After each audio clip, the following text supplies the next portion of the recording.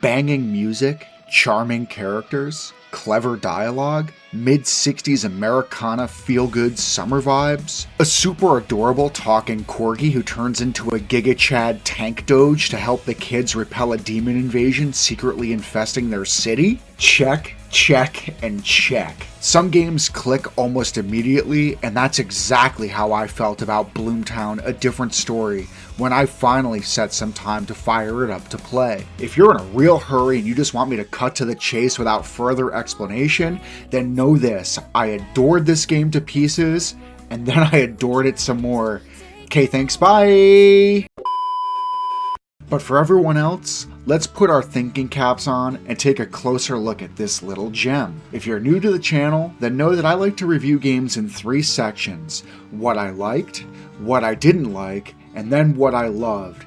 So let's get on with the show. I liked this game's premise. It takes place in the early 1960s, and I've heard it described elsewhere as Stranger Things had a baby with Persona. And, well, yeah, that works well enough. You play Emily, a 12-year-old girl who's very wise beyond her years, more on that later, as she and her little brother Chester are bused from Chicago to Bloomtown, a suburb that's a couple hours away from Chicago, to spend the summer with their strict, old-school, but still likable Grandpa Cooper. It's a quaint, charming town with nostalgic, feel-good background music to back the vibe up. Emily quickly comes to find out that many children across Bloomtown are inexplicably disappearing, and further, Emily has vivid dreams of the supernatural. Not much further into the game, she encounters demons, both hostile and those who are willing to help her unlock powers to use demons to fight the other demons. It's a little by the numbers and a lot like Persona,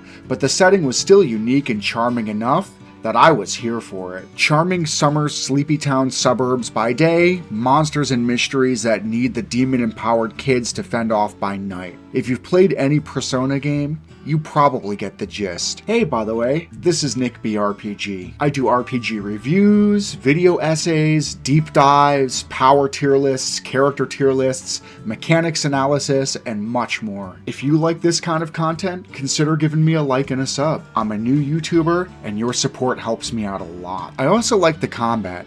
Now, I have a lot of complaints about this game's overall systems, including those that tie into combat. I'll talk about that later. But the fundamentals of combat are fun here. Turn-based with elemental weaknesses, a party of 4 who mostly have defined roles, but with some build flexibility. The bones of a very fun combat system are here, and again, while I have some issues with the broad design in this game, the combat itself held up well, and was able to keep me engaged all the way through this game's relatively short runtime. Exploration was fun. The dungeons felt like dungeons, big but not over huge, a trap Persona games can fall into, with lots of loot, interesting puzzles. All encounters were on screen and mostly avoidable if you wanted. This was good stuff. The dungeons were fun, occasionally requiring you to hop back to the real world to help trigger solutions to one puzzle or another. I enjoyed all of this. Lastly, I liked that this game is short. If you're new to this channel, then know that I've made it no secret that I really like short games. And while this game has some systems issues we'll talk about in a minute, it's a lot more forgivable with a game that is practically not long enough to overstay its welcome. It's a quick,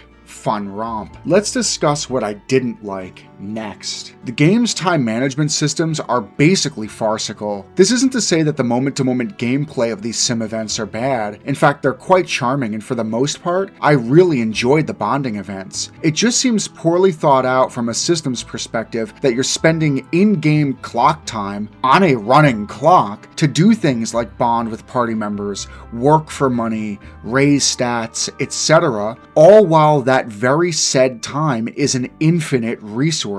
It cheapened the experience of powering up in a way because there was nothing smart to your decision making and time management, just pure brute force in, quote, doing everything that's open to you as much as you want with no penalty, end quote. I never thought I'd miss the calendar deadlines of a Persona entry, but it turns out these systems work a lot better when time is a resource, and there are real stakes and opportunity costs to the decisions that you're making. Progression systems were also completely borked. Again, because time was an unlimited resource, you could theoretically outfit your entire party in some of the best gear in the game before even starting the first dungeon. Just work as much as you want and then buy all the best gear. That would have been complete overkill, so I'm glad I didn't do that. Even playing on hard, I completely rolled this game, personally, but this option was there. And likewise, Demon Fusion left a lot to be desired. Firstly, capturing demons was kind of a pain. Because of your 4 main party members, only one of them, the good doggo, natively learns elemental attacks. You can get others from equipped subdemons, but it's still a real chore because learning new spells,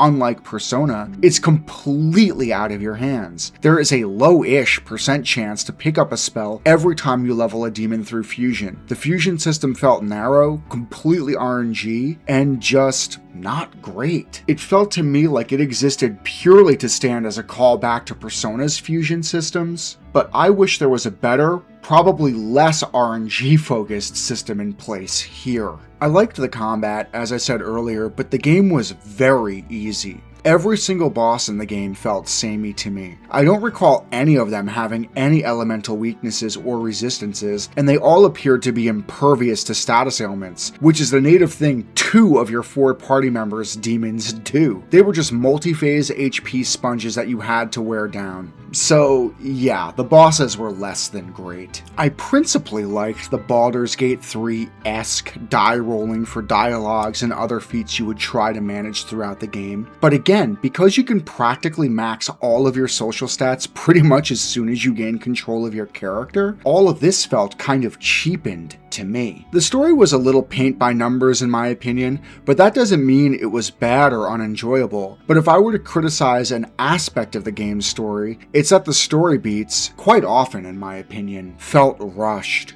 Party members joining and becoming really fond and loyal of each other in virtually no time flat, uncooperative government officials folding like paper under the slightest inquiry from the party, who, let me remind you, are children. Big moments just seem to happen at breakneck speeds without enough time to develop or breathe. Again, I call myself a huge short game enthusiast on this channel, and I am, but it's always a balancing act. Quartet, my favorite indie game of last year, was short, but it didn't have this problem. The big moments in that game felt built up, earned, and paid off. Here, sometimes they didn't. A nitpick, but I didn't like the way dialogue boxes were handled. It would just be a word cloud emerging from the sprite of the character talking. Usually not a problem, but if those discussions were, say, mid-dungeon, and your party was cramped together, or worst, basically stacked, you couldn't always tell who was talking. Usually not a problem because the dialogue writing is so generally good in this game that you could ascertain who was speaking just based on the verbiage and the context of what they were saying, but this game would have benefited from the tried and true portrait with dialogue that you see in so many other retro-inspired RPGs. And the main cast in this game had portraits that could have been used for this. My final gripe, and I've said this in other videos on my channel, it's that I don't like when kids are not well portrayed as kids and are instead portrayed as adults. I said it before, I'll say it again. I really liked the character writing in this game. The characters are extremely charming, but one thing that bothered me, especially with Emily, your main character, is she would more often talk and behave like a highly intelligent 35-year-old rather than merely a precocious 12-year-old. She has her childlike moments. I like the way she stomps angrily when she misses a fish, for example. That feels childlike. But yeah, it just rubbed me a bit wrong in some of these other contexts. If you're going to write the protagonist to be a 12-year-old, then commit, go all in, and really try to portray the children's eye view of the world. Chester was better portrayed as a bratty kid, I'd say, and Emily, a very likable character, let me be clear, just feels implausibly mature. Okay, doom and gloom is over and it's time to bloom? No? Anyway, it's time to talk about everything I loved about this game next. I loved this game's visuals. Seriously, I was complaining earlier how I felt many of the mechanical systems were poorly thought out, but good lord, they didn't need to go as hard with the simple animations of, say, baking treats as they did. The sprite work here might as well be called a masterclass, and the bright summer vibes of the town and the dark foreboding vibes of the underside were brilliantly portrayed. Bonus points that there were pictures of Scissorman from Clock Tower in pictures in the asylum. That was a great Easter egg. And the game's soundtrack was absolutely, positively delightful. The battle music absolutely slapped and played on a rotating track of like 5 or 6 different banger songs, which was a very welcome variety to keep fights engaging and fun.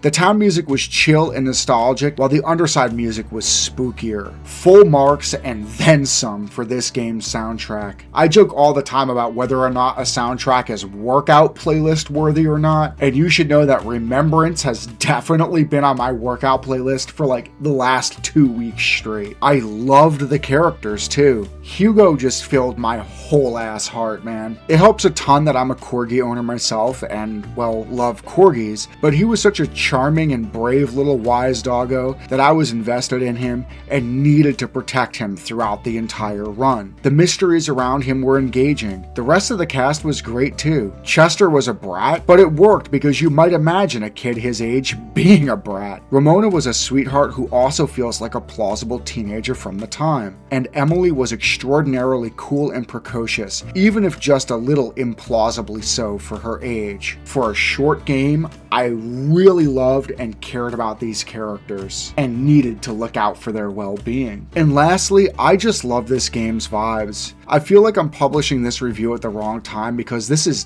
definitely a summer vibes game. It takes place in the summer and it delivers a full dose of childhood summer nostalgia that my jaded heart was not quite ready, but all the same grateful for. This game whisked me away to a simpler time and offered me a fun adventure in so doing. If I could make a suggestion, if you're considering this game but you aren't in a rush, put it in queue for your summer backlog, because this game is just pure summer vibes. Let's wrap this thing up. As I hope I've articulated carefully enough in this review, Bloomtown: A Different Story is not without its flaws. It really does have many, especially systems side when we get down to brass tacks. But for me, I was just too busy enjoying this game and vibing with its charming setting to really be bothered by any of these flaws personally. If you play games for the purposes of tight, well-thought gameplay with systems that mesh well and balance difficulty perfectly with good player agency, basically if you are a gameplay systems over all else kind of player, I'd honestly advise that you look elsewhere. This game is probably not for you. I think Bloomtown suffered from trying too hard to be a Persona cover band when it already has its own charm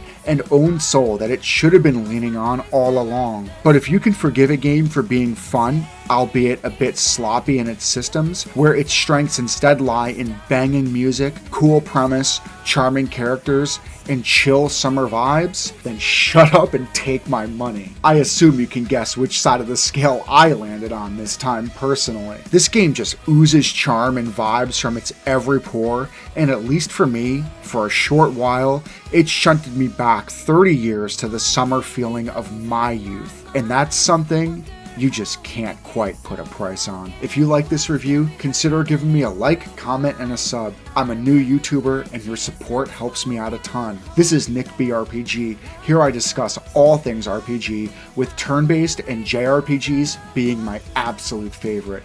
Thank you so much for tuning in, and I'll catch you in the next one.